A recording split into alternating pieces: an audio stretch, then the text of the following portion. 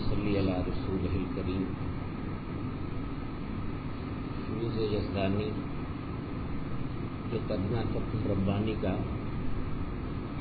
حضرت شیخ عبد القادر جیلانی رحمۃ اللہ علیہ کی اصلاحی مجالس کا مجموعہ اس کی تیسری مجلس میں سے پڑھا جا رہا ہے۔ یہ مجلس جمعہ کی صبح 8 شوال 545 ہجری میں آپ کی مدرسہ معمورہ میں ہوئی تھی۔ جیسا کہ پہلے بھی کئی دفعہ ذکر کیا گیا کہ حضرت کی عادت مبارکہ ہفتے میں 3 بار سمانے کی تھی، دو آپ کے مدرسہ معمورہ میں، ایک آپ کی خانقاہ میں۔ مقصود ایک ہی تھا،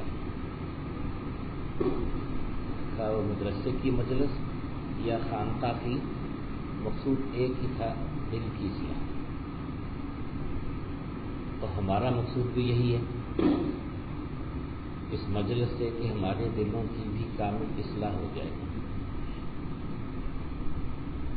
ہمارے دل بھی بن جائیں، سنور جائیں، پاک ہو جائیں، صاف ہو جائیں، شفاف ہو جائیں، اللہ پاک کی معرفت کو حاصل کرنے والے ہوں، اللہ پاک کی محبت سے معمور ہو جائیں، اللہ پاک کی ہر اطاعت پر شوق اور رغبت سے ابھارنے والے ہوں، اور اللہ پاک کی ہر نافرمانی سے وہ روکنے والے بن جائیں۔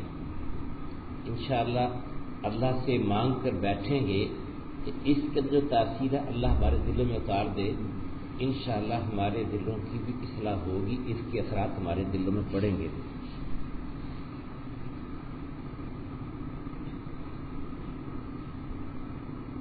گزشتہ اتوار کو بڑی تفصیل سے جو بات ہوئی حضرت کے چند جملوں پر ہی کہ دنیا کی خوش عیشی کا طالب مت بن کے تیرے ہاتھ نہ آئے گی، اور جناب رسول اللہ صلی اللہ علیہ وسلم نے ارشاد فرمایا ہے کہ عیش تو بس آخرت کا عیش ہے۔ اس لیے آگے پھر نصیحت فرماتے ہیں کہ اپنی آرزو کو کوتاہ کر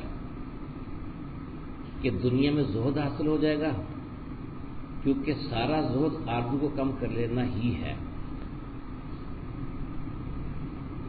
یہاں تک ہم نے پچھلی اتوار کو پڑھا تھا اور اس پر بڑی تفصیلی بات ہو چکی۔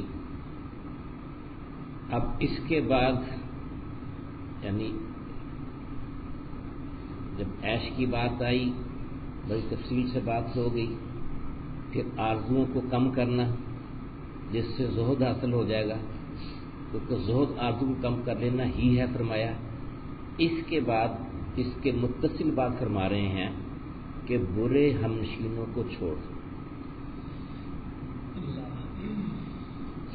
اپنے اور ان کے درمیان محبت کے علاقے کو توڑ،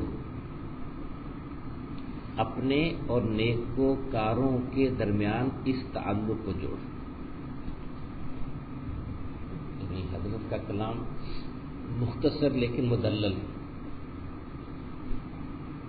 اللہ والے بات مختصر فرماتے لیکن بڑے مضامین اس میں چھپے ہوئے تھے، جیسے خوشی عیشی کی بات پچھلے دفعہ چلی۔ اب یہ ساری کی ساری باتیں ہمارے اندر کیسے آئیں؟ اب اس کا سبب کیا اختیار کریں، یا ان صفات کو حاصل کرنا تو رکاوٹیں کیا ہیں؟ اب اس کا تذکرہ دیں کہ برے ہمنشینوں کو چھوڑو اور اپنے اور ان کے درمیان محبت کے علاقہ کو یعنی تعلق کو توڑو، اور اپنے اور نیکوکاروں کے درمیان اس تعلق کو جوڑو۔ یہ گر کی بات بتا رہے ہیں جو عمومی طور پر آج کی فضاؤں کے اندر ہم سب اکثر کے اعتبار سے یہ اکثر تذکرہ کرتے ہیں کہ جی سستی ہو رہی ہے، یعنی شریعت مطہرہ پر چلنے میں اور سنتوں کو اپنانے میں اور اعمال کو کرنے میں اکثر کیا کہتے ہیں جی سستی ہو رہی ہے، یہ ہمت نہیں پڑتی۔ جی تو ہمارا بھی چاہتا ہے، کیسے کریں؟ یہ دن رات کے قصے ہیں۔ کیونکہ ہمارے ہاں جو ساتھی آتے ہیں اللہ کے فضل و کرم سے اسی کے لیے آتے ہیں، اکثر اور بھی آ جاتے ہیں، لیکن اکثر اسی کے لیے آتے ہیں کہ وہ چاہتے ہیں کہ دینداری آئے، اتباع سنت آئے، اتباع شریعت آئے، فکر آخرت پیدا ہو، لیکن فضاؤں سے مغلوب ہیں، جو فضائیں چل رہی ہیں ان سے متاثر ہیں۔ تو یہی کہتے کیا کریں، کیسے کریں، کیسے یہ بات ہمارے اندر میں پیدا ہو، اس کا علاج اس میں یہ ارشادات کن کی ہیں؟ شیخ عبد القادر جیلانی رحمۃ اللہ علیہ کے۔ یہ ارشادات آج سے 1000 سال پہلے کے ہیں، آج بھی نافع ہیں، آج بھی ضرورت ہے۔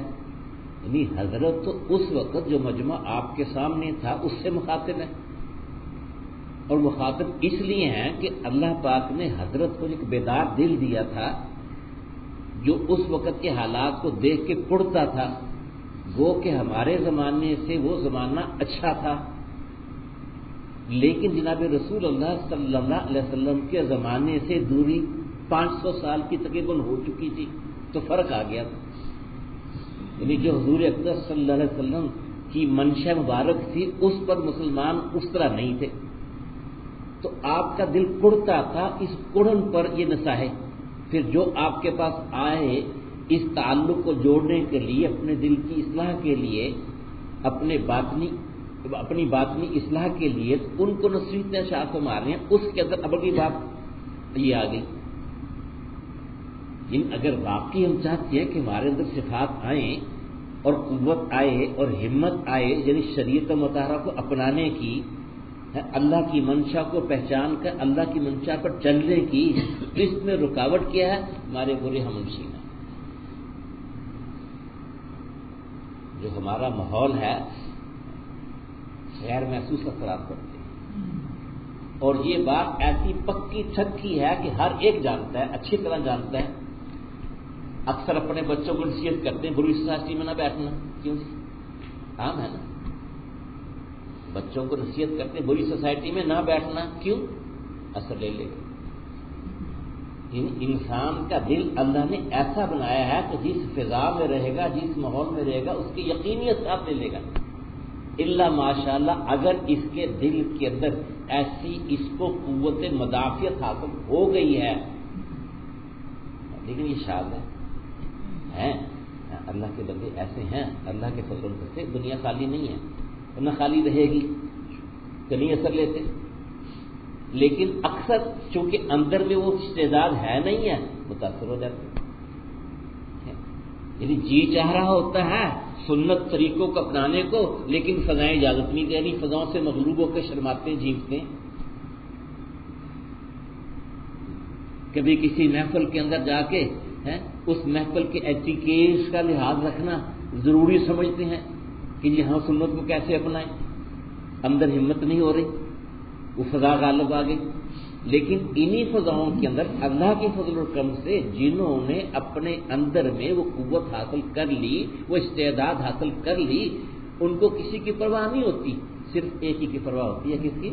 اللہ کی۔ وہ اللہ سے ایسے متاثر ہوتے ہیں، جناب رسول اللہ صلی اللہ علیہ وسلم کی محبت کو دل میں ایسے سنوئے ہوتے ہیں کہ ان کے لیے ہر ماحول کے اندر بھی اتباع سنت کا اختیار کرنا بڑا آسان ہو جاتا ہے۔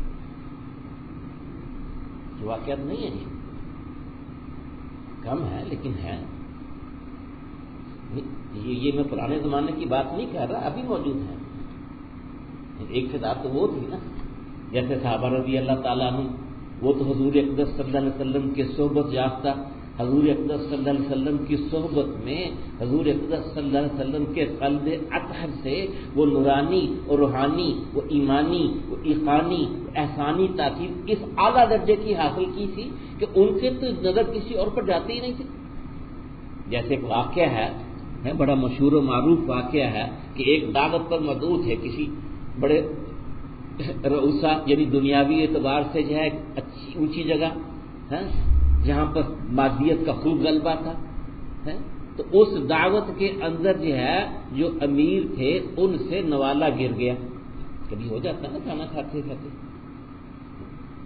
اب جب نوالا گرا اور چونکہ تربیت یافتہ تھے اور جانتے تھے کہ نوالے کو اٹھا کے کھا لینا مستقل سنت ہے، آداب ہے، اللہ کی رزق کی قدر، کہ اللہ کی نعمت ہے، اس نعمت کی قدر یہ ہے کہ اس کو ضائع نہ ہو، صاف کر کے کھا لیا جائے.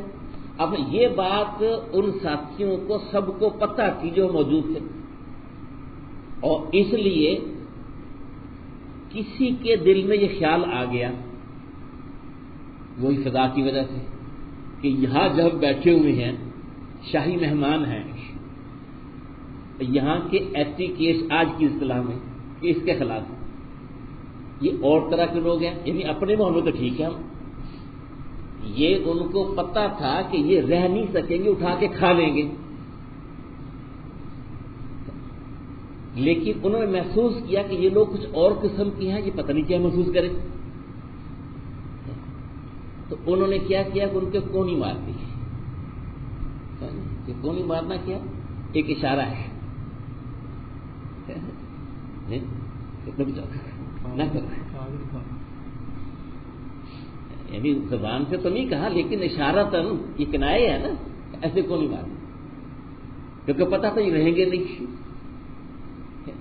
اشارہ یہ کیا کہ یہ یہاں یہ لوگ کیا کہ ایسا بھوکا ہے، یہ کہ اتنا بھوکا ہے، نادیدہ ہے. یعنی اس قسم کے احتمالات پر جب کہا، لیکن ان کے دل میں تو حضور اقدس صلی اللہ علیہ وسلم کی اداؤں کی ایسی محبت گڑی ہوئی تھی کہ فوراً کہا ان احمقوں کی وجہ سے اپنے آقا کی سنت کو چھوڑ دو.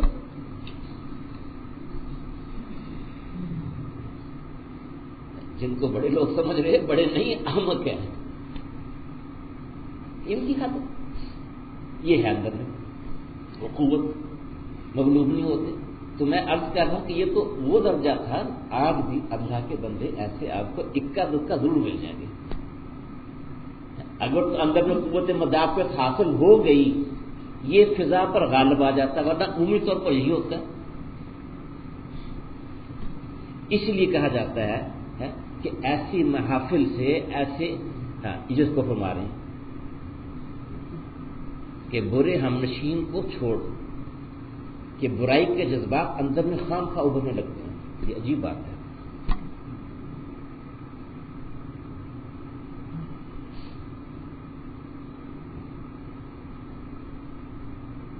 یہ سینوں سے سینوں میں سرایت کرتے ہیں، یعنی صحبت کا اثر ضرور ہوتا ہے، الا ماشاءاللہ میں نے پہلے عرض کر دیا عمومی طور پر ہو جاتا ہے. تو یہ رکاوٹ بنتا ہے ہمارے لیے دین پر چلنے پر، سنت کو اختیار کرنے پر، شریعت کو اپنانے پر. تو اس کا علاج کیا ہے؟ اس تعلق کو کیا کہتے ہیں؟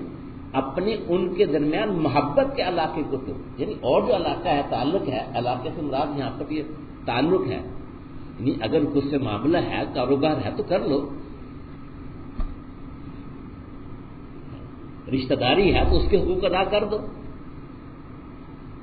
جیسے کافر والدین بھی ہوں تو ان کی خدمت بھی ضروری ہے، ضروری ہے. محبت کے تعلق کو چھوڑو. پڑوسی ہے تو پڑوسی ہونے کی حیثیت سے اس کا ایک حق ہے، وہ دو. افسر ہے تو افسر کا ایک اس کی جو ہے آپ کے اوپر جو اتباع ہے، یعنی اس جو آپ کا کام کیا اس کے اندر کرو. اس طریقے سے جو بھی ہے، یا چھوڑنے سے مراد یہ نہیں ہے کہ بالکل ریزائن دے دو اور چھوڑ کے چلے جاؤ، یا پڑوسی ہے تو اور کہیں چلے جاؤ، یہ نہیں ہے. اس لیے اس کی تفصیل صاف ہی بتا دی ہے کہ ان کے اور اپنے درمیان کیا محبت کے تعلق کو چھوڑ دو، ان سے محبت نہ کرو. یعنی اگر ان سے محبت کرو گے تو وہ برائی کے جذبات تمہارے اندر میں آ کے رہیں گے، اور اگر اس کی برائی سے نفرت ہے اور اس برائی کی وجہ سے اس سے محبت کا تعلق قائم نہیں ہو سکتا. جس کے دل کے اندر اللہ کی محبت جاگزی ہو جائے اور حضور اقدس صلی اللہ علیہ وسلم کی محبت جاگزی ہو جائے تو حضور اقدس صلی اللہ علیہ وسلم کی محبت کا اور اللہ کی محبت کا تقاضا یہ ہے کہ جو اللہ سے محبت کرنے والے ہیں انہی سے محبت ہو، جو حضور اقدس صلی اللہ علیہ وسلم سے محبت کرنے والے انہی سے محبت ہو، اور جو دشمنی کرنے والے ہوں اور جو بغاوت کرنے والے ہوں ان سے محبت رکھنا، یہ کیسی بات؟ محبوب کے دشمنوں سے محبت رکھنا قاعدہ محبت کے خلاف ہے۔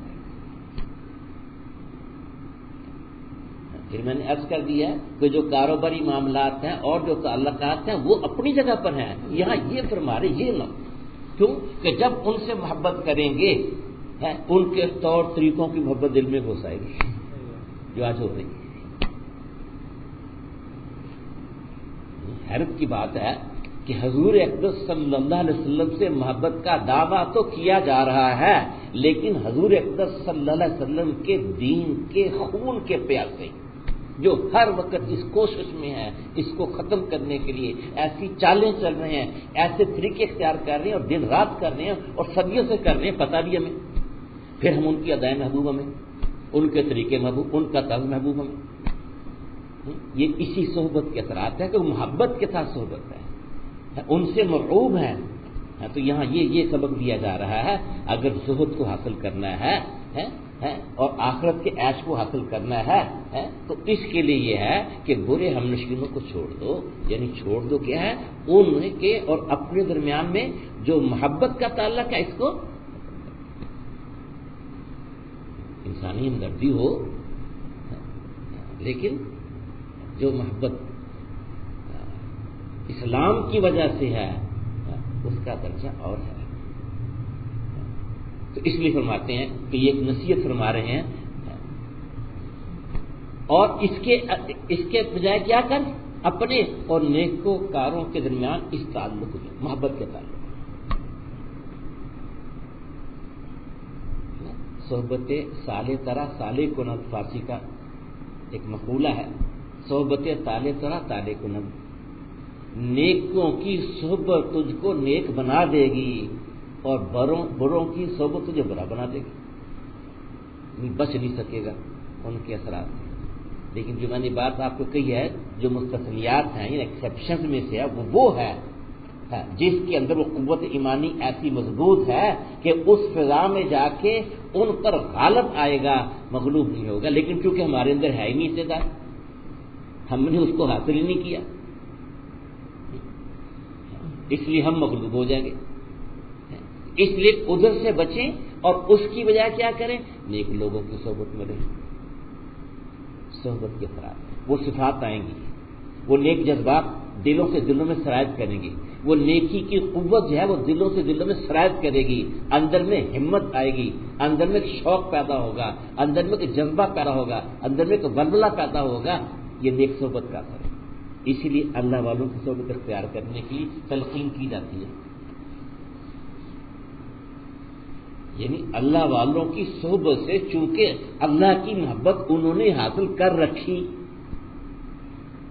اور نفس کو انہوں نے کمزور کر رکھا اور نفسانیت کو مغلوب کر رکھا، ایک محنت، اور انہوں نے اہل اللہ کی صحبت حاصل کی اور تربیت حاصل کی، یعنی اس تربیت سے ان کے دلوں کے اندر ایسی استعداد آ گئی کہ اب اللہ کی اطاعت ان کو مرغوب ہو گئی، بلکہ ان کی طبعی عادت بن گئی، اور اللہ کی نافرمانی ایسی مبغوض ہوگی کہ اس کے قریب نہیں پھٹکتے، یا اگر کبھی ہوتی ہے تو جب تک وہ یعنی بشریت کے تقاضے سے کبھی مغلوب ہو کے کچھ غلطی کر بھی بیٹھتی ہیں تو جب تک وہ توبہ کر کے اس کو صاف نہ کرا لے ان کو چین نہیں آتا، یعنی پھر صاف ہو جاتی۔ تو ان کی صحبت میں پھر یہ برکت ہوگی کہ ہمارے دلوں کے اندر بھی وہ قوت ابھرے گی، وہ جذبات ہمارے اندر بھی ابھریں گے اور غیر محسوس طریقے سے دلوں سے دلوں کے اندر سراب کریں۔ یہ تجربہ ہے، یہ مشاہدہ ہے، اور اللہ والوں کا صدیوں سے آزمایا ہوا تجربہ ہے کہ جب اس محبت کے تعلق کو اس لیے قائم کیا جاتا ہے کہ ہمارے دلوں کے اندر بھی اللہ کی محبت آئے. یہ ہے. اور اللہ والوں کے پاس جائیں اس لیے کہ نہ دنیا کے مسئلے حل ہو جائیں. دنیا کے مسئلے شاید حل ہو جائیں, اللہ کی محبت نہیں مل رہی. یہ بات نہیں. آج تلاش اس لیے کرتے ہیں اکثر چھو کر دیں اور ہمارا کام بن جائے, پھر وہ بات نہیں ہوگی. اللہ والوں کے پاس جا کر ان کی صحبت میں رہنے سے ہمارے دل کے اندر کا مقصود یہ ہونا چاہیے کہ ہمیں وہ ملے جو ان کے سینوں کے اندر ہے, یعنی اللہ کی محبت, جناب رسول اللہ صلی اللہ علیہ وسلم کی وہ محبت جو حضور اکرم صلی اللہ علیہ وسلم کے کامل اتباع پر ڈال دے. تو اس لیے فرما رہے ہیں کہ برے ہمنشینوں کو چھوڑ, اپنے ان کے درمیان محبت کا علاقہ توڑ اور اپنے اور نیکوکاروں کے درمیان اس تعلق کو جوڑ. آپ اس کی مزید آگے وضاحت فرماتے ہیں, اگر قریبی رشتہ دار بھی من جملہ بدکار ہمنشینوں کے ہو تو اس سے بھی الگ ہو جائے.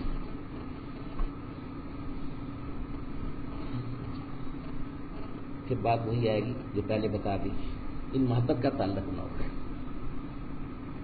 جو رشتہ داری کا تعلق ہے وہ اپنی جگہ پر ہے, یعنی اس کے جو حقوق ہے رشتہ دار ہونے کی وجہ سے وہ ادا کر, محبت کا تعلق نہیں, تو اس سے بھی دور ہو جائے.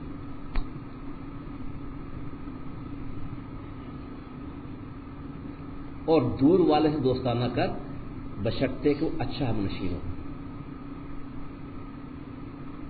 یعنی قریبی رشتہ دار نہیں ہے لیکن ہے دیندار, ہے ذی استعداد, تو اس کے ساتھ جو محبت کا تعلق قائم کر کے جو اپنے آپ کو تباہ کرنا ہے اور اپنے اندر میں جو یہ فساد آئے گا اور جو شر آئے گا, تو اس سے بہتر یہ ہے کہ اس کے ساتھ ایک اوپرا تعلق وہی جو ہے, اور تعلق یہ قائم کر کے صرف دور کا بھی ہے لیکن ہے وہ بشرطے کے وہ اچھا ہمنشین. آگے فرماتے ہیں جس سے تو دوستانہ کرے گا تیرے اور اس کے درمیان قرابت ہو جائے گی, یا قرابت وہ قریب ہو جائے گی, قلبی تعلق قائم ہو جائے گا.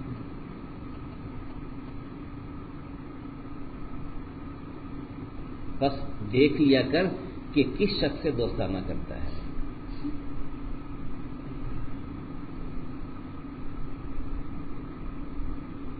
آگے فرماتے بعض صلحاء سے پوچھا گیا کہ قرابت کیا ہے, فرمایا دوستانہ. قرابت یہی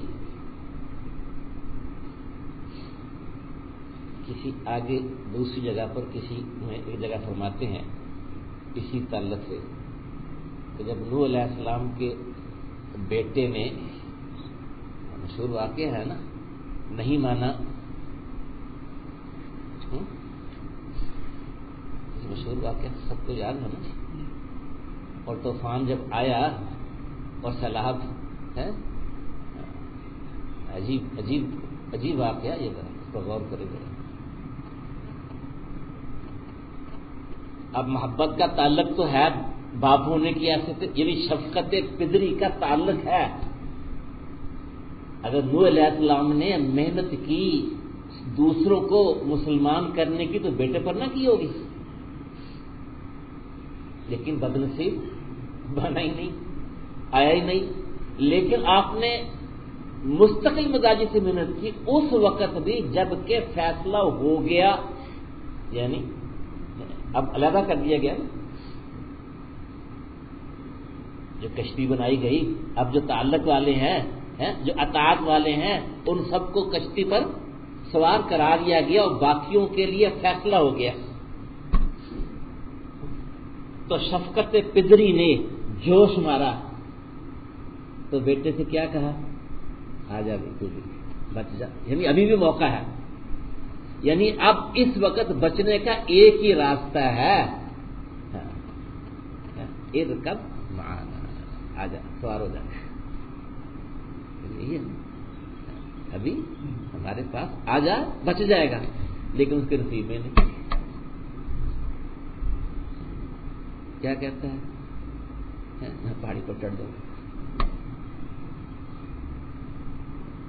یعنی اس کے وہم و گمان میں بات نہیں تھی کتنا بڑا عذاب آنے والا ہے کہ پہاڑوں تک پہنچ جائے گا. چھوٹا سا ہی ہوگا, ایک چھت ہو جائے گا, ہو جائے گا, وہ پہاڑ تو بہت بڑا ہے, میں تو وہ چڑھ جاؤں گا. میں کہ آج نہیں بچ سکے گا کچھ سوائے اس کے جو. تو یہ بات تو ہو گئی. اب جب اس نے اس سے بھی بالکل انکار کر دیا تو پھر شفقت پدری نے پھر جوش مارا, اللہ سے کیا کیا, التجا کر لی.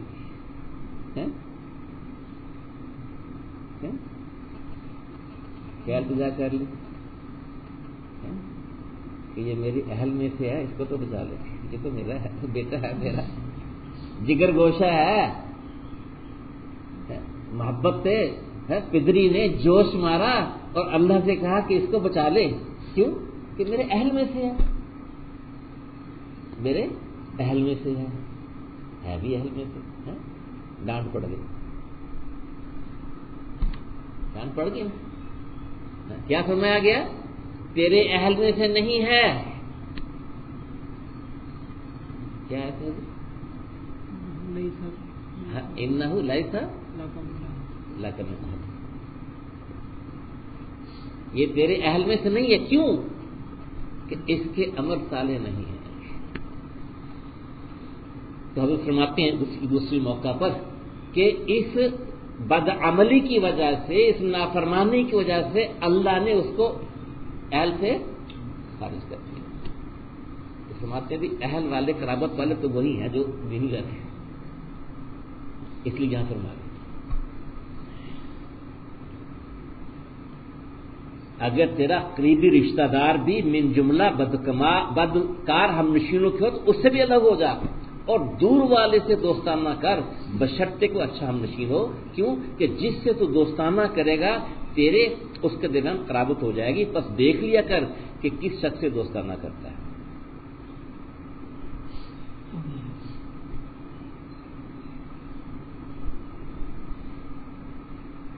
اللہ ہمیں بھی یہ بات سمجھا دے. آج ہم بھی اپنے ارد گرد میں نظر رکھیں, یعنی ایسی صحبت اختیار کریں, ایسی دوستیاں رکھیں. آج تو دوستی کی بنیاد ہماری کیا ہے, کسی نے ایک شعر کسی زمانے میں پڑھا تھا کہ اب تو دوستی بھی ہے فقط مصلحت کا نام. نہیں کیا شعر کچھ اور ابھی دیر سے نکل گیا. بے لوس دوستی کے زمانے گزر گئے. اب تو تعلق کسی کے ساتھ ہوتا ہے غرض, اپنی غرض وابستہ ہو تو, غرض نہیں تو ختم. غرض یہ ہونی چاہیے دوستی سے, تعلق سے غرض یہ ہونی چاہیے کہ اس سے مجھے روحانی فائدہ پہنچے, دینی تقویت ملے, جو میرے دین کے لیے رکاوٹ بنے اور میری دینداری کے اندر رکاوٹ بنے, مجھے اللہ کی نافرمانی کو راغب کرے اور مجھ میں ہمت نہیں ہے اس پر حاوی ہونے کی, اس کو میں لے آؤں تو پھر بہتر ایک طرف ہو جائے. اگر تو یہ قوت ہے کہ اس کو لا سکتے پھر تو ٹھیک ہے, ورنہ کیا خود ایک طرف ہو جائے. سزاؤں کے اثرات ہوتے. تو اچھی صحبت اختیار کرنا, صالحین کی صحبت اختیار کرنا چاہیے. آگے ایک نیا مضمون شروع فرما دیا. فرماتے جو تیرے حصے میں لکھ دیا گیا اس کی طلب ہی چھوڑ, اور جو نہیں لکھا گیا اس کی بھی طلب چھوڑ. اس لیے کہ جو مقدر ہو چکا ہے اس کی طلب محض مشقت ہے, اور جو مقدر نہیں اس کی طلب عذاب اور رسوائی ہے. یہ ایک اور عجیب مضمون ہے. تقدیر پر راضی رہنا سکھا رہے ہیں.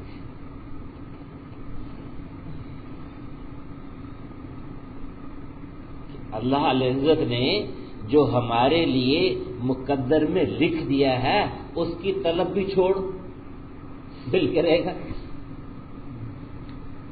وہ تو آ کے رہے گا, کوئی روک نہیں سکتا. دنیا کو کوئی طاقت اس کو روک نہیں کر سکتی، اس کو کم نہیں کر سکتی، تو اس کی طلب میں کیا لگنا؟ یہ نہیں کہ کوشش نہیں کرنی، کوشش تو وہ تو کرنی ہے کیونکہ پتہ نہیں ہے، لیکن اس کی طلب میں اتنا منہمک ہو جانا کہ دین ہی قربان ہو جائے، شریعت مطالعہ کی حدود سے تجاوز کرنے لگ جائے، جو آج عام طور پر ہو رہا ہے۔ جی کمانا تو فرض ہے نا، اب کمانے کے فرض کو ادا کرنے کے دوسرے فرائض سارے طرح کو ہو رہے، ایک حد تک ہے نا۔ تو سمجھا یہ رہے ہیں کہ جب وہ ملنا ہی ہے،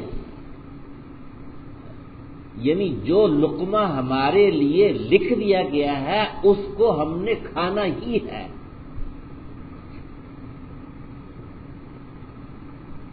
یہ ہو نہیں سکتا۔ کل ہی ہمارے ایک ساتھی عین وقت پر ملنے آ گئے، کھانے کا وقت تھا، کوئی اہتمام بھی ان کے لیے نہیں کیا گیا، اور وہ بھی کہہ رہے ہیں گھر جا کے کھانا کھانا ہے۔ ایک چیز منگوائی تھی، وہ اس وقت وہ لے کر اس وقت پہنچے جس وقت گھر میں کھانا کھانے کا بالکل وقت تھا، اور ان کا ارادہ یہ ہے کہ میں آپ کو دوں اور میں جا کے اپنا کھانا کھاؤں۔ خیر ہمارے بچے نے کوئی خاص چیزیں بنائی تھی، اس نے کہا کہ ان کو بٹھا دو، وہ جلدی میں ہے کہ جا کے میں کھانا کھاؤں، پھر میں نے اور جگہ جانا ہے، اور ہم نے کہا کہ بھی آپ کھا لو۔ میں کہ دیکھ لو، نہ ہمارے گھر والوں کو پہلے خیال تھا کہ ان کے لیے یہ بنایا ہے، نہ ان کے ذہن میں تھا کہ یہاں کھائیں گے، لیکن اللہ نے ان کے قسمت میں چونکہ لکھ دیا تھا پہلے ہی سے، یہ دیکھ لی کہ بن چکا ان کے۔ یہ تو نہیں کہ وہ آئے ہیں پھر بازار سے چیز لائی گئی پھر بنائی گئی، یعنی اللہ پاک کی شان رزاقیت پر کبھی غور کریں۔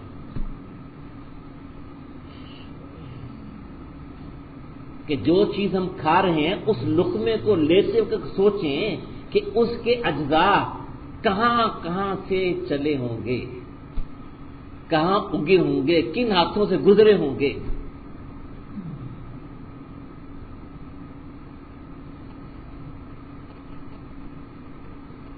اور بالکل محفوظ رکھا جاتا ہے،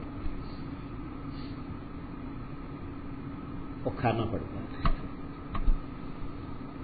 بعضی جگہ جا کے کھانا پڑتا ہے، اور بعض رزق کی قسم ایسی ہے کو چل کے آ جاتا ہے۔ کیونکہ بہت سے واقعات ایسے نہیں ہوتے کہ آدمی کی نام و گمار میں نہیں ہوتا۔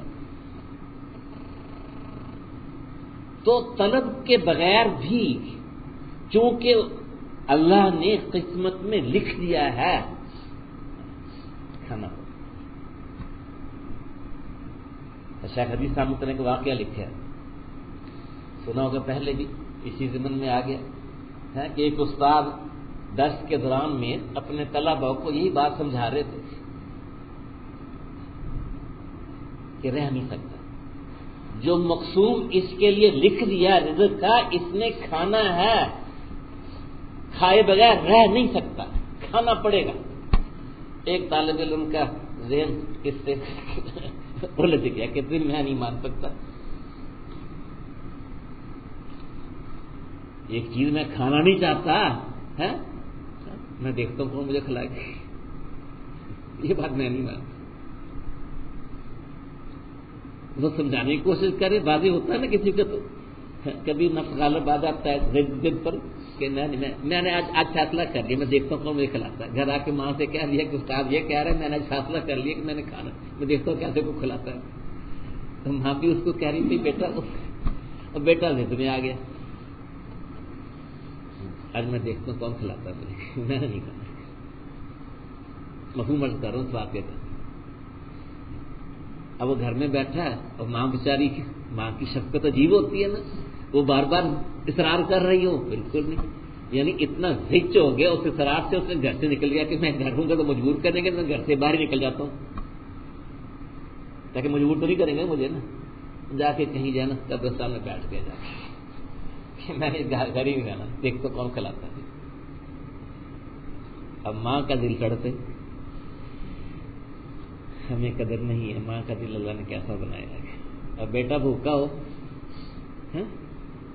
ماں کو چین آ جائے، اور پتہ بھی ماں کو بن بیٹے کا کہ ضدی ہے، ماں کو پتہ ہوتا ہے کہ ضد میں اڑ گیا، اس نے ماننی تو ہے نہیں، اس نے ایک ہیلا کیا، اس نے پلا بنایا بڑا، اس میں خوشبوئیں لگا کے اور بیٹے کے دوست کو بلایا کہ دیکھ میرا بیٹا ضد میں آیا ہوا ہے، اس کو جتنا اصرار کریں گے ضد میں کھائے گا نہیں، پہلے پتہ کرا کہاں پتہ کہ وہ پتہ چلا کہ وہ قبرستان میں بیٹھا ہے، انہوں نے کہ ایسا کر اس کے تھوڑے سے فاصلے پر، اس کو کہنا نہیں پر رکھ یار، لا محالہ رات کو بھوک لگے گی تو قریب مل تو جائے گا نا، اب ضد میں آیا ہوا، جب بھوک ستائے گی تو کھا لے گا، تو اس سے قریب کہیں تھوڑے فاصلے پر تھے، یہ گیا اور جا کے اس نے جو ہے ایک جگہ رکھ دیا، اب وہاں سے اس کی آئی خوشبوئیں، جس کو خوشبوئیں آئی تو شام کا وقت تھا، اس نے کہا لو مجھے کھلانے کی تدبیر ہو رہی ہے، انہیں دوڑ لگا دی کہ میں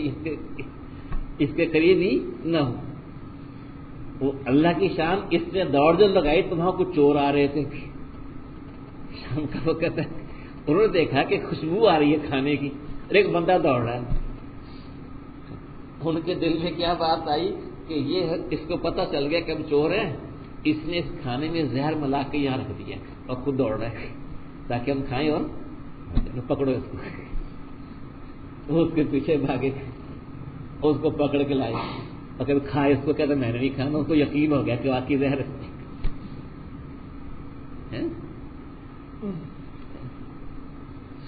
اس کو ماریں کھا، وہ کہتے میں نے نہیں کھانا، ان کا پکڑو کھلاؤ، اس کا منہ کھولے نہ، خیر مار مار کے منہ کھلوایا اور اس کے منہ میں ٹھونسا، اس کو نگل، کہتے نہیں نگلتا، فیصلہ کیا، خوب مار پڑی، پھر مجبور ہو گیا مار سے نگل لیا، ان کو دوسرا ڈالو، تو مار کھا کے کھانا پڑا، پھر وہاں سے پڑا، یقین آ گیا نا کہ بات استاد نے صحیح کہی تھی کہ جو نصیب کا ہے اس کو کھائے بغیر رہ نہیں سکتا، اور گھر آ کے ماں کو کہا کہ یقین آ گیا ہے کہ کھانا پڑے گا، کے ساتھ مار کے ساتھ کھانا پڑے گا۔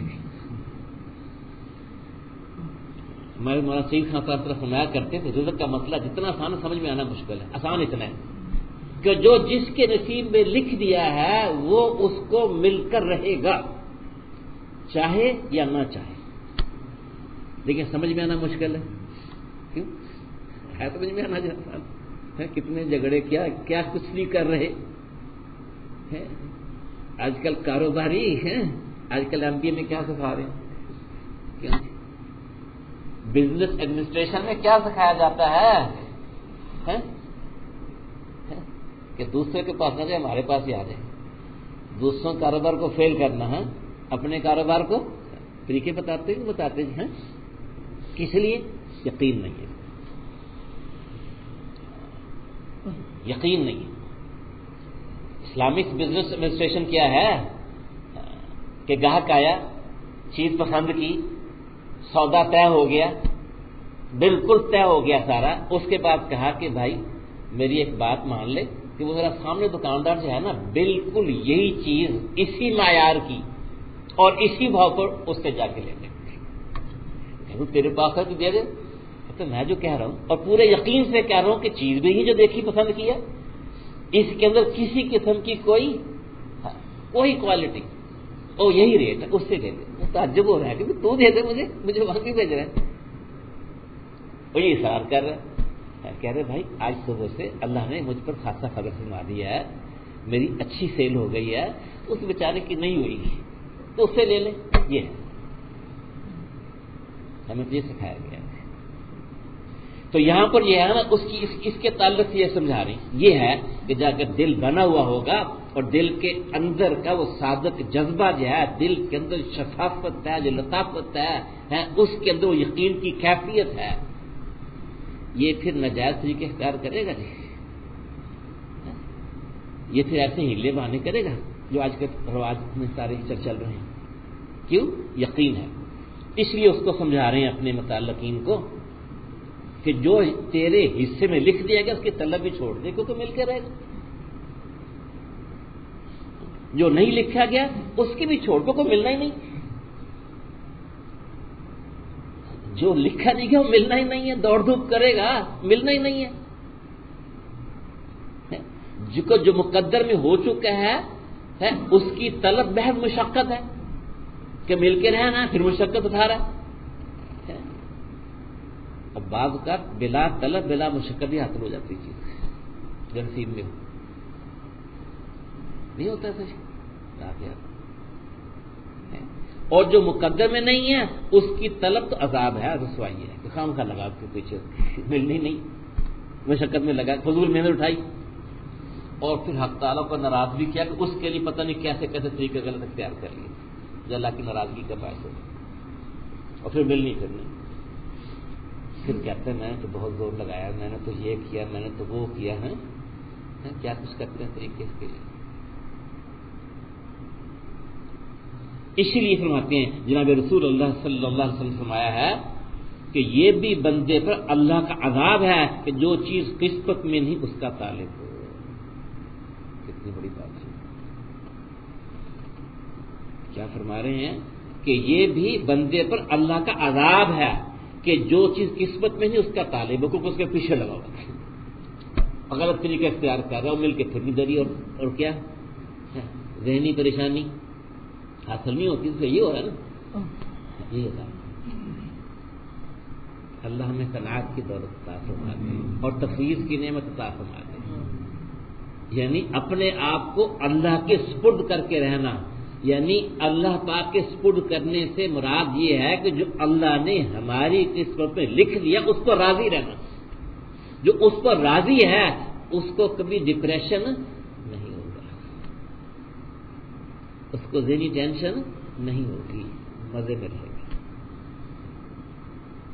جو حال اس پر آ جائے گا اس حال کے اندر چونکہ اس کا دل اللہ سے راضی ہے اور یہ سمجھتا ہے، اس کے اندر کی یقین کی کیفیت جو ہے دل میں وجدانی طور پر ایسی پختہ ہو جاتی ہے کہ فاعل حقیقی متصرف حقیقی فقط اللہ کی ذات ہے، جو حال آ رہا ہے اس کو کوئی اور لانے والا نہیں ہے سوائے کس کے؟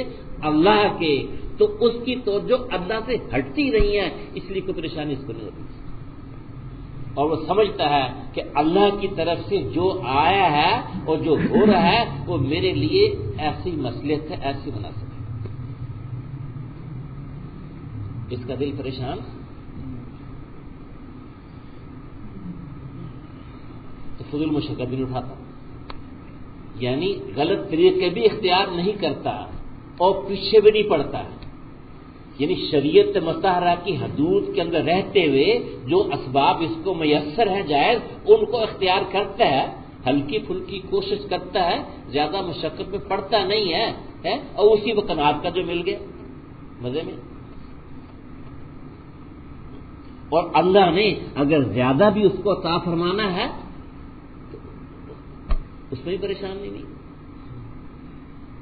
کیونکہ یہ اپنی قسمت پر راضی ہے، تو اس قسمت پر راضی رہنے میں اس کو کسی قسم کی پریشانی پھر نہیں، جیسے کہ بزرگ کا واقعہ آتا ہے، کئی دفعہ پہلے بھی عرض کیا، ان اللہ والوں کے واقعات بار بار پڑھنے اور سننے کے کہنے سننے کے اس لیے ہیں کہ ہمارے دل کو بھی اللہ کرے یہ بات نصیب ہو جائے کہ ان کے بحری جہاز چلا کرتے تھے، تجارت کے اس زمانے میں بڑے بڑے جہاز چلا کرتے تھے، ہم بات کا سمجھتے کہ اللہ والے بالکل غریب فقیر دنیاوی اعتبار سے ان کے کچھ نہیں ہوتا، یہ بات نہیں ہے، یہ تو مقدر کی تقسیم ہے اس کی۔ امیر آدمی بھی اور بادشاہ بھی اور بڑے بڑے مال والے بھی اللہ کے ولی بن سکتے ہیں، یہ بتانا چاہیے، یعنی ہمیں شریعت مطہرہ کو اپنانے کے لیے امیر سے غریب ہونے کی ضرورت نہیں ہے، یا غریب کو امیر ہونے کی ضرورت نہیں ہے، یا بادشاہ کو محکوم ہونے کی ضرورت نہیں ہے، یا محکوم کو حاکم بننے کی ضرورت نہیں ہے، جو جس حال کے اندر ہے اس کے اندر وہ اس والے احکام کو پورا کر کے اللہ کو راضی کر سکتا ہے۔ ایک بزرگ کا واقعہ ہے کہ ان کے تجارتی جہاز چلتے تھے، اس زمانے میں بحری جہاز چلتے تھے، تو خبر آ گئی، خبر بھی اس زمانے میں آسان تھوڑی کہ موبائل سے فوراً ابھی مل گئے ہیں پیغام، تو خبر آ گئی کہ آپ کا جہاز گیا غرق ہو گیا.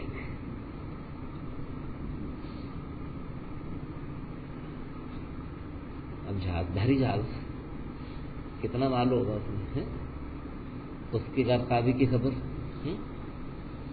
ابھی جہاز غرق ہوا ہے نا, یہ پرسوں کی بات ہے,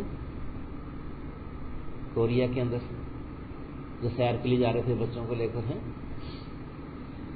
تو چٹان سے ٹکرا کے الٹ گیا,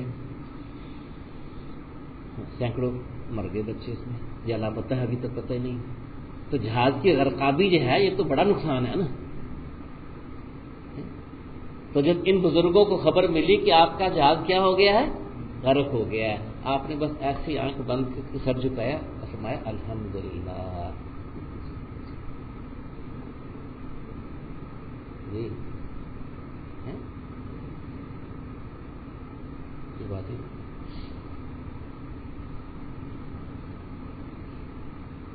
ہمارے یہاں تو ہو جائے چھوٹا سا نقصان تو کیا ہوتا ہے, ڈپریشن فوراً.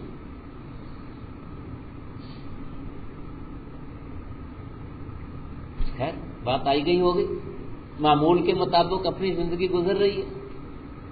پھر کچھ عرصے بعد خبر آ گئی کہ آپ کا جہاز غرق نہیں ہوا. وہ خبر جو آئی تھی وہ غلط تھی.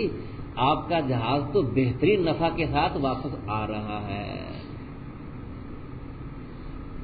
پھر آپ نے ایسے سر جھکایا, فرمایا الحمدللہ. اب کسی نے پوچھا کہ یہ الحمدللہ سمجھ میں آ گئی, کیوں جی یہ الحمدللہ سمجھ میں آ گئی کہ جہاز بہترین نفع کے ساتھ واپس آ گیا, لیکن اس وقت جو الحمدللہ آپ نے کہی تھی جہاز کے غرق ہونے کی خبر پر, وہ سمجھ میں نہیں آئی. تو فرمایا کہ الحمدللہ نہ جہاز کے غرق ہونے پر کہی اور نہ نفع پر کہی. وہ تو جب خبر آئی کہ جہاز غرق ہو گیا ہے تو میں نے اپنے دل میں جھانکا, جی میں نے اپنے دل میں جھانکا, تو اللہ کا شکر ادا کیا, اس نے کوئی اثر نہیں لیا. اللہ کی رضا پر یہ ہے مقام شکر ہے کہ میرے دل نے صدمہ نہیں لیا, اثر نہیں لیا, کہ اللہ کا اگر فیصلہ ہے ایسا کوئی بات نہیں.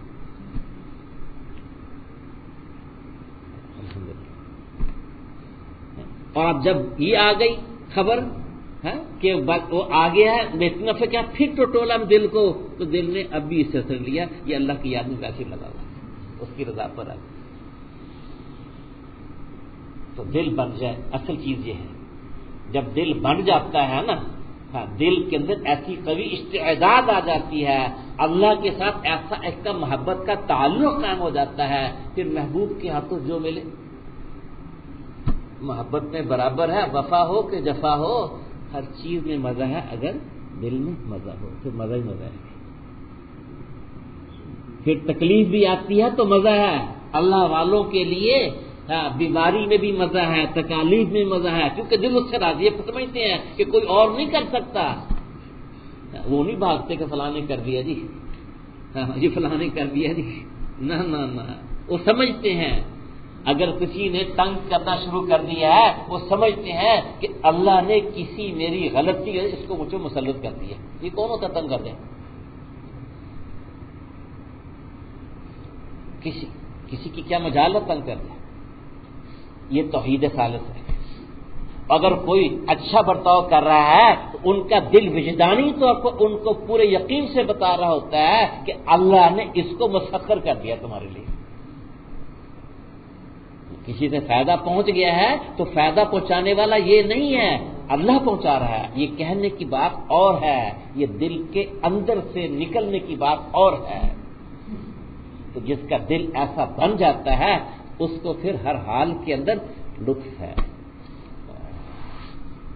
وہ ایک شعر کی دفعہ پہلے بھی سنایا نا, ایک بزرگ کا ہے, لطف سجن دم بدم کہرے سجن گاہ گاہ, این بھی سجن واہ واہ, اون بھی سجن واہ واہ. لطف سجن, یا کسی نے کہا ہے کہ مہر سجن ہر دم بدم ایک ہی بات ہے. اور قہر سجن گاہ گاہ، یعنی اللہ پاک کی طرف مہربانی تو ہر سانس ہے، اس کے الطاف ہو تو ہر سانس ہے، اور قہر کی نظر کبھی کبھی ہوتی ہے. اگر کوئی آدمی اپنی زندگی کا پورا جائزہ لے تو خوشیوں کے اور عافیت کے لمحات کثیر ہوتے ہیں، اور یہ بیماری کے تکلیف کے کیا ہوتے ہیں؟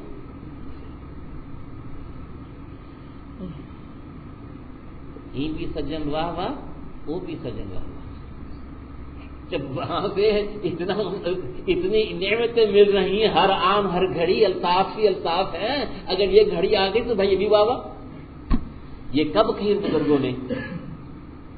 کسی دعوت میں مدعو تھے اور گھر والے جو ہے میٹھے کی جگہ اتنی مقدار میں نمک ڈال بیٹھے. کہ جی کیا آلو، میٹھے کی جگہ کیا ڈال بیٹھے؟ اب چینی کی جگہ نمک. کبھی کبھی ہوتے ہیں نا مشابہت، آج کل نمک بھی ویسا، چینی بھی ویسی. ہمارے ہو گیا کل ہمارے پینٹ ہوتا، تمہاری بیٹی وغیرہ آئی ہوئی تھی تمہارے گھر میں، جو کہ ہم ڈائبٹیز ہیں تو چینی تو کھاتے نہیں، چینی رکھی ہوئی ہے، وہ اللہ کی شان، جیسی شیشی چینی کی ویسی نمک کی. ہمارے داماد نے وہ چائے بنائی تو کیا ڈال لیا، 3 چمچ نمک ڈال لی، ہر پیالی میں ڈال دیا. تو وہ کل مجھے کہنے لگے مجھے آپ کہاں کرتے ہیں، پتہ چل گیا کڑوی ہو گئی چائے ہیں. کہتے آپ کہتے ہیں بزرگوں نے کھا لیا، کہ دیکھ لو پھر کیسا ہوتا ہے. یہ بزرگ کہیں مدعو تھے اور وہ گھر والے غلطی سے چینی کے بدلے کیا ڈال بیٹھے؟ نمک. تو کیا حال ہوا ہوگا؟ اور بڑے مزے سے کھا رہے. آپ کا جو خادم صاحب تھا وہ ذرا دیر سے فارغ ہو گیا، باقی تو اس نے جو ایک نوالا لیا اور چہرے کا رنگ کیا ہوا بدلا. آپ نے اس کو اشارے سے خبردار، بولنا نہیں ہے، ظاہر نہیں کرنا. اور ایسے مزے سے کھا گیا. یہ شعر پڑھ دیا، لطف سجن دم بدم، گہرے سجن گاہ گاہ. کہ وہ اللہ دھیان ادھر نہیں گیا. دیکھیے یہ ہے فرق. یہ نہیں کہ ہمیں غلطی کی ہے، کہ نہیں، جو اللہ ہر دم نئی نئی لذیذ سے لذیذ پر نعمتیں کھلاتا رہا ہے، آج اگر اس نے تھوڑی سی چیز بھیج دی تو بھائی اس کو بھی کھا لو. یہ ہے، یہ دل کے بننے کی علامت ہے کہ مخلوق سے دھیان ہٹ جاتا ہے، ہٹ جاتا ہے. مزہ ہی مزہ ہے. تو ہمارے دماغ کہ یہ بات کیسا، کتنا بڑا ان کا حوصلہ ہوگا. اللہ والوں کو اللہ ایسی استعداد دے دیتے ہیں. اللہ سے مانگے اللہ ہمارے دلوں کو بھی ایسا بنا دے جو اپنے مقصود پر راضی ہو، کیونکہ جو دل اپنی قسمت پر راضی ہے اس کو پریشانی نہیں ہوگی اور پھر برکت بھی ہوگی. آج بے برکتی ہے کیونکہ حرص ہے، مقصود ہے نہیں، اور کوشش ہے کہ ملے ملے ملے ملے. تو مل تو رہا ہے لیکن کیا تسکین نہیں ہو رہی. یہی ہو رہا ہے، سکون نہیں ہے، پریشانی ختم ہو کے نہیں دے. تو ان پریشانیوں کا حل اسی کے اندر ہے کہ اللہ والوں کی سب، جہاں سے بات شروع ہوئی تھی کہ برے ہم نشین سے اپنی محبت کے تعلق کو ختم کر کے نیک لوگوں سے اپنی محبت کا تعلق قائم کرو. اس نیک لوگوں کی صحبت سے دلوں کے اندر نیکی کے جذبات ابھریں گے، اور بروں کی صحبت میں برے جذبات ابھریں گے. اور جب نیکوں کے ساتھ رہو گے اندر میں وہی ان کی ایمانی قوت سے وہ لہریں آئیں گی، اندر میں ایمان کی قوت بڑھے گی، قوت مدافعت بڑھے گی، غلط فضاؤں کے اثر سے دل بچے گا. پھر اللہ کی اطاعت میں لطف ہی لطف ہے. پھر اللہ کے جو فیصلے آئیں گے، تقدیری فیصلے آئیں گے، اور تکلیف بھی آ جائے گی، حادثے بھی آ جائیں گے، صدمے بھی آ جائیں گے، تو دل کے اندر پھر بھی مزہ ہی ہوگا، کیونکہ سمجھے گا کہ میرے اللہ کی طرف سے ہے اور میرے اللہ کی اس کے اندر کوئی حکمت اور مصلحت ہے. اللہ ہمارے دلوں کو بھی ایسا بنا دے تو دلوں کی اس استعداد کو لینے کے لیے، اس روحانی قوت کو لینے کے لیے جو ہے یہ اللہ والوں کی صحبت اور اللہ والوں کی تربیت سے پھر اللہ کے ذکر کی کثرت سے ہے۔ اب اسی کو سامنے رکھ کے ذکر کی مشق کر لیتے ہیں جس کے لیے ہم جمع ہوتے ہیں۔ یہ ذکر جو ہے یہ دل کے لیے روحانی ٹونک ہے اور دل کی بیماریوں کے لیے دوا بھی ہے، یہ غذا بھی ہے اور دوا بھی ہے۔ اللہ کے ذکر کی تاثیر ہے، اور ہمارے یہاں چونکہ ذکر قلبی کی ذکر خفی کی مشق ہے کہ دل میں چپ کے اللہ کو یاد کرنا، یہ بھی اللہ نے ایک بڑی نعمت عطا فرمائی ہے، ایک شارٹ کٹ راستہ دیا ہے دل کی اصلاح کے لیے، دل کی روحانی غذا کے لیے ایک شارٹ کٹ راستہ دیا ہے، اور جس کا مستقل حکم بھی ہے وَاذْكُرْ رَبَّكَ فِي نَفْسِكَ تَضَرُّعًا وَخِيفَةً وَدُونَ الْجَهْرِ مِنَ الْقَوْلِ بِالْغُدُوِّ وَالْآصَالِ وَلَا تَكُن مِنَ الْغَافِلِينَ۔ فرمایا جا رہا ہے جس کا مفہوم ہے اپنے رب کو اپنے جی میں یاد کرو، یعنی دل کے اندر عاجزی کے ساتھ، اور پکارے بغیر یعنی چپ کے اور صبح بھی یاد کرو شام بھی یاد کرو، کثرت سے یاد کرو،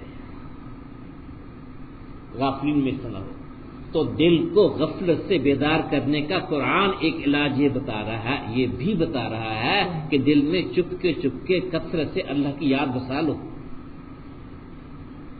کیونکہ اللہ فرما رہے فاذکرونی اذکرکم، جب تم مجھے یاد کرو گے میں بھی تمہیں یاد رکھوں گا۔ ہم جو اللہ کے نام سے اللہ کو یاد کریں گے تو اللہ پاک ہماری طرف متوجہ ہوں گے، اور اللہ پاک کی توجہ اس کی رحمت کی نظر دلوں پر پڑے گی تو دلوں میں نورانیت آئے گی، دلوں کو روحانی قوت ملے گی، دلوں سے ظلمت نکلے گی، تو گندے جذبات جو ہے وہ مغلوب ہوں گے، پاکیزہ جذبات ابھریں گے، پاکیزگی کی رغبت ہوگی۔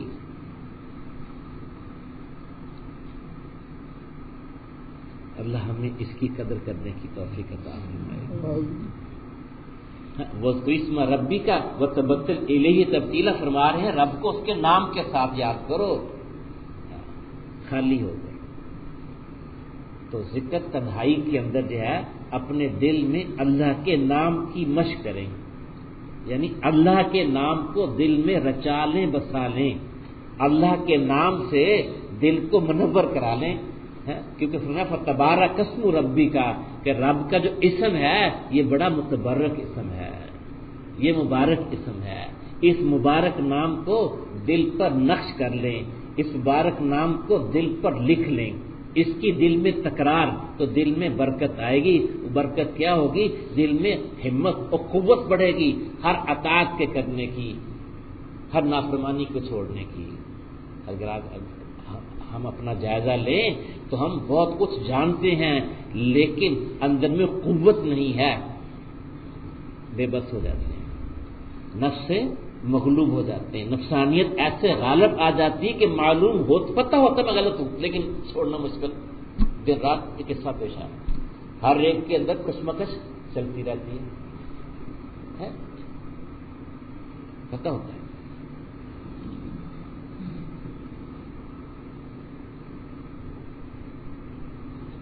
ساتھی آتے رہتے ہیں بتاتے رہتے ہیں، کل ایک صاحب آئے ہوئے تھے تذکرہ کر رہے تھے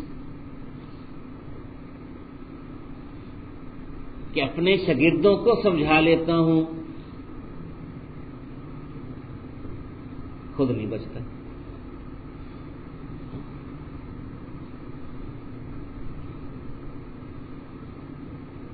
جماعت کی نماز جو ہے خود نہیں پڑھتا اور طلبہ کو سمجھا لیتا ہوں کہ جماعت سے نماز پڑھنی چاہیے، خود سستی ہو جاتی ہے۔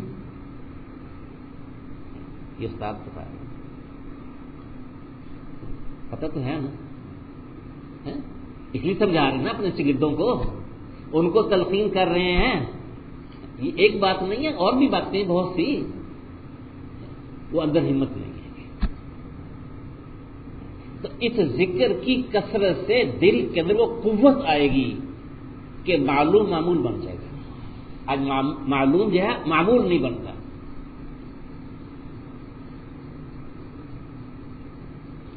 پتہ ہے غلط ہے، چھوڑنے کی ہمت نہیں ہے. نفس غالب آ کے ایسا حاوی ہوتا ہے کہ سوچنے سمجھے کہ صلاحیت کو صدق بعد میں پچھتاتا ہے.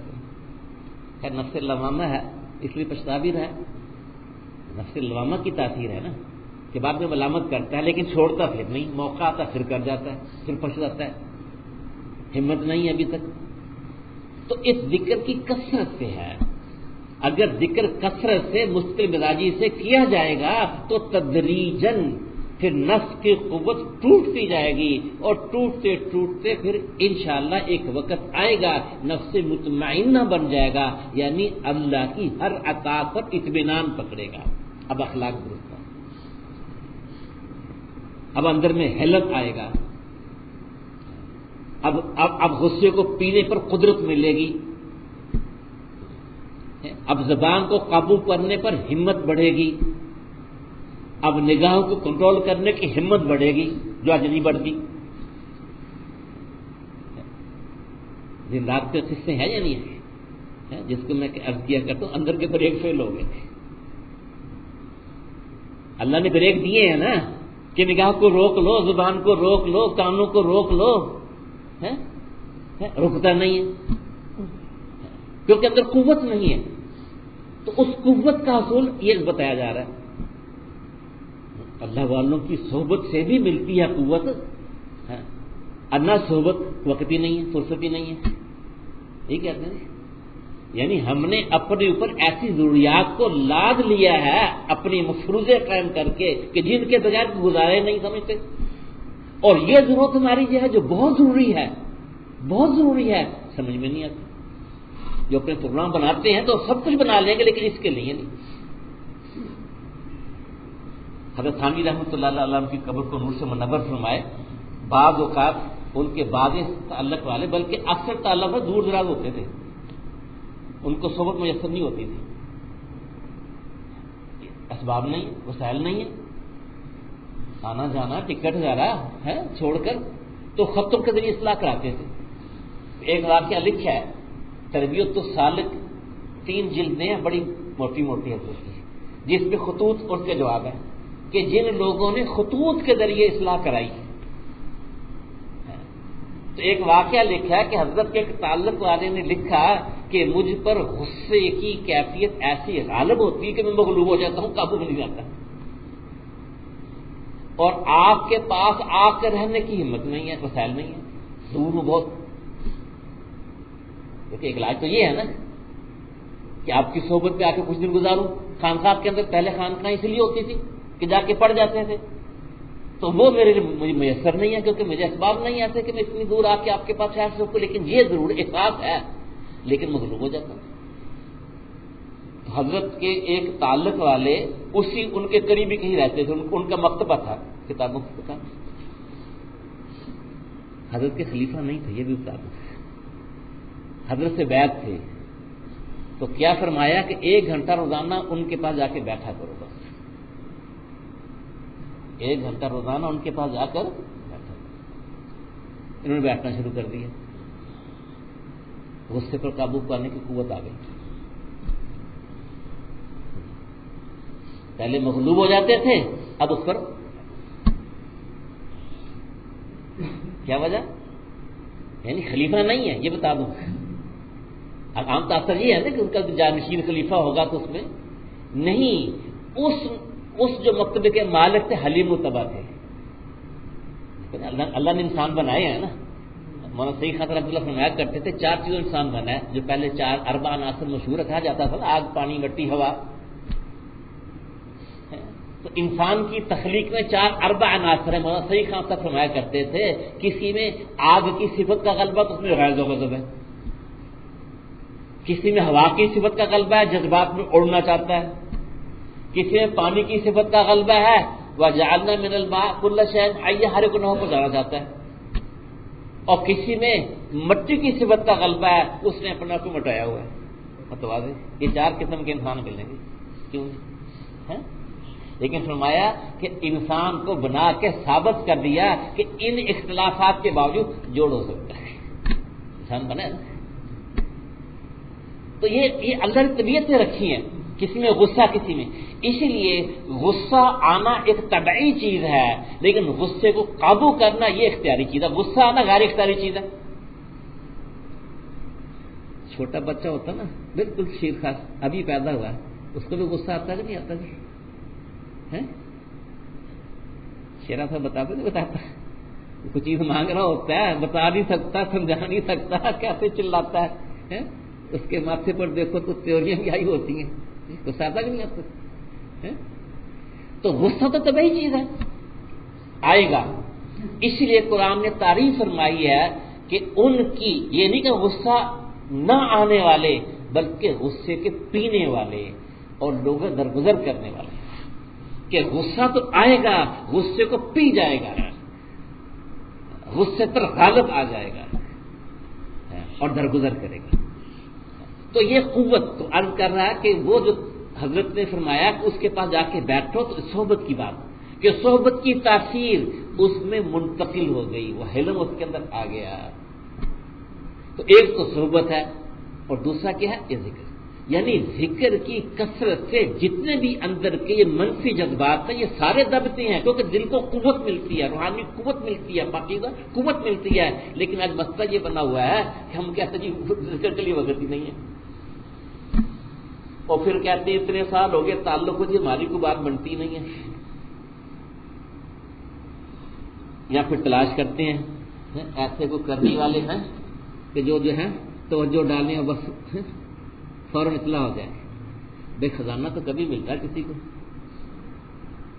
کیوں جی؟ ہر ایک کو اس انتظار میں بیٹھ جائے کہ خزانہ ہی ملے گا تو کھائیں گے، ہم نے کچھ نہیں کرنا، کیوں جی؟ کیا کہیں گے اسے؟ یہ تو بات سمجھ میں آتی ہے، خزانہ کا انتظار کو کرتا ہے، ہر کو ہاتھوں مارتے کہ نہیں مارتے؟ تو بھائی یہ تو کبھی کبھار ہے کہ کسی اللہ والے کی ایک نظر سے دل کو کایا پلٹ گئی، یہ تو شاد ہے، تاریخ کو اٹھا کر دیکھ لیں بہت کم ہے، اکثر نے ہمت کی ہے اور مجاہدے کیے اور ریاضتیں کی ہیں اور لمبی لمبی صحبت اٹھائی ہے، یا پھر یہ انتظار لگ جاتا ہے۔ خیر خیال کہ کچھ ہو جائے، عام ضابطہ ہی ہے، اللہ کا عادی نظام یہی ہے، اس عادی نظام کے اندر رہتے ہوئے اللہ کرے کہ یہ بھی ہماری ضرورت ہماری سمجھ میں آ جائے کہ جہاں کھانا ضروری ہے، جہاں ہمارا اور کاموں کو ہم ضروری سمجھتے ہیں، اس کو بھی ضروری سمجھیں کہ یہ ہماری روحانی ضرورت ہے، اس کے بغیر گزارا نہیں ہے کہ ہم کچھ وقت مقرر کر کے ذکر کے ذریعے سے اپنی روحانی غذا کو حاصل کریں تاکہ ہمارے اندر قوت آئے اور رذائل کو دبانا آسان ہو جائے، جو مغلوب ہو جاتے ہیں نا۔ تو بھی ابھی اس کی مشق کر لیتے ہیں، لیکن اسی پر قناعت نہیں کرنی۔ عرض کرنے کا مقصد یہ ہے کہ بس آگے اور ذکر کر لیا یا ہلکے میں تو قناعت کر لی، نہیں، یہ قناعت نہیں کرنی۔ اس مشق کو ہم اپنے روزانہ کے معمولات میں شامل کریں، یعنی کچھ وقت فارغ کر کے تنہائی میں بیٹھ کر اس کی مشق کریں دل کے اندر۔ تو یہ ذکر جو ہے یہ تصور کا ذکر ہے، آنکھیں بند کرنا ایک وقتی ضرورت ہے، آنکھیں بند کر کے دل کا تصور کریں کہ دل پر لفظ لکھا ہے اللہ، خوشنما حروف میں، جو رنگ جس کو اچھا لگے، پھر یقین کے ساتھ اللہ کے نام کی تکرار کرنی ہے کہ میں جو اللہ کو یاد کر رہا، اب اللہ پاک بھی میری طرف متوجہ ہے، یعنی میرے دل میں نور آ رہا ہے، دل کے اندر روشنی ہو رہی ہے، اب دل میں محبت سے اس کو پکاریں اللہ اللہ اللہ اللہ اللہ اللہ اللہ اللہ اللہ اللہ اللہ اللہ، یہ تکرار اتنی کرنی ہے کہ جس کا نام لے رہے، جس کو یاد کر رہے، جس کو پکار رہے، اس کا دھیان خیال ہماری رگ رگ ریشے میں سما جائے گا۔ جب اس کا دھیان دل میں سما جائے گا اس سے حیا آئے گی، پھر تنہائیوں کے اندر بھی ہمیں حرام کاموں سے روک دے گی، پھر دل کے اندر پاکیزہ جذبات ابھریں گے، دل میں وہ قوت ہمت آئے گی ہر اطاعت کو کرنے کی، ہر نافرمانی کو چھوڑنے کی، اور اللہ سے مانگے بھی تو اس سے جو مقصود ہے دل میں جو لطافت حاصل کرنی ہے، جو پاکیزگی حاصل کرنی ہے اور قوت حاصل کرنی ہے، اللہ ہمیں نصیب فرما دے۔ اب تھوڑی دیر مشق کر لیں، یعنی آنکھیں بند کر کے دل کا تصور کر کے، تصور سے دل میں دیکھیں اللہ، اور تصور سے تکرار کریں اللہ اللہ اللہ اللہ اللہ اللہ اللہ اللہ۔ اب تھوڑی دیر مشق کر لیں گے۔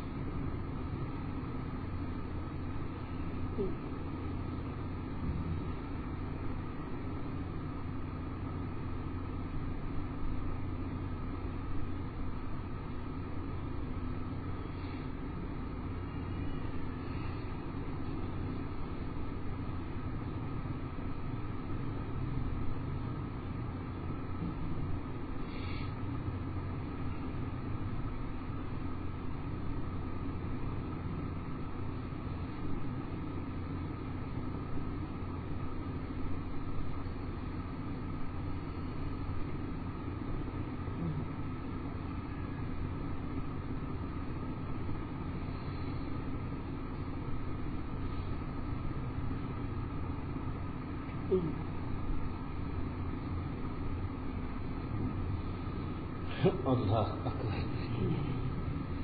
اللهم صل على سيدنا ومولانا محمد وعلى آل سيدنا ومولانا محمد وأصحاب سيدنا ومولانا محمد بعدد كل ذرة مئة ألف مرة. يا أول الأولين يا آخر الآخرين يا ذا القوة المتين يا راحم المساكين يا أرحم الراحمين يا حي يا قيوم لا إله إلا أنت برحمتك نستغيث أصلح لنا شأننا كله ولا تكلنا إلى أنفسنا طرفة عين. اللهم لا تكلنا إلى أنفسنا طرفة عين. اللهم لا تكلنا إلى أنفسنا طرفة عين. اللهم لك الحمد وإليك المشتكى وبك المستغاث وأنت المستعان ولا حول ولا قوة إلا بالله العلي العظيم. اللهم أرنا الحق حقا وارزقنا اتباعه وأرنا الباطل باطلا وارزقنا اجتنابه. اللهم ارزقنا حبك وحب من يحبك وحب عمل يبلغنا إلى حبك. اللهم طهر قلوبنا عن النفاق. اللهم طهر قلوبنا عن غيرك ونور قلوبنا بنور المعرفة واليقين. اللهم سلمنا وسلم ديننا وسلم إيماننا وسلم إسلامنا وثبت أقدامنا وانصرنا على القوم الكافرين. اللهم إنا نسألك سعادة الدارين ونعوذ بك من شقاوة الدارين.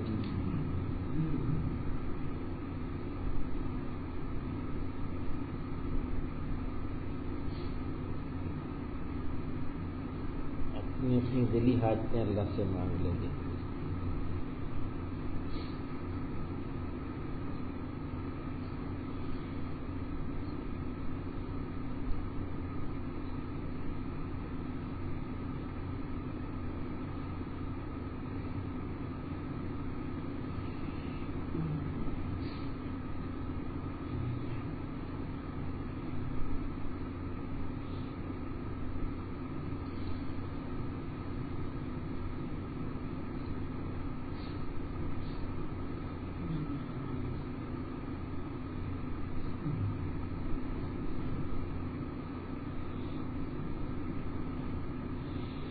اللهم إنا نسألك من خير ما سألك منه نبيك وحبيبك محمد صلى الله عليه وسلم ونعوذ بك من شر ما استعاذك منه نبيك وحبيبك محمد صلى الله عليه وسلم وأنت المستعان وعليك البلاغ ولا حول ولا قوة إلا بالله العلي العظيم.